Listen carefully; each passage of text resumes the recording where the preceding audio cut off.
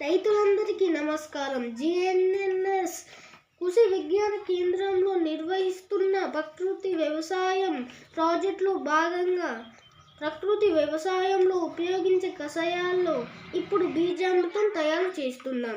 బీజామృతంతో విత్తన శుద్ధి చేయడం ద్వారా మొలక శాతం పెరుగుతుంది, మొక్కకు రోగనిరోధక శక్తి పెరుగుతుంది, మొక్క తెగుళ్లను తట్టుకొని ఏపుగా పెరుగుతుంది.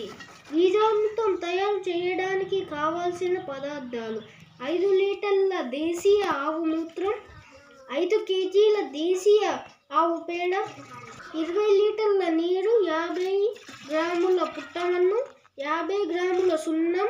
ముందుగా డ్రమ్ములో నీరు తీసుకొని అందులో ఒక గుడ్డలో పేడను మూట కట్టి నీటిలో వేలాడదీయాలి. అందులో 5 లీటర్ల ఆవు మూత్రం, 50 గ్రాముల సున్నం, 50 గ్రాముల పుట్టమన్ను వెయ్యాలి.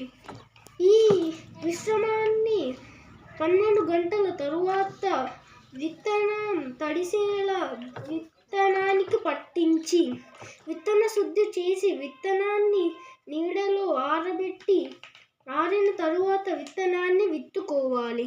నారు వేళ్లను ఈ ద్వారంలో ముంచి నాటుకోవాలి.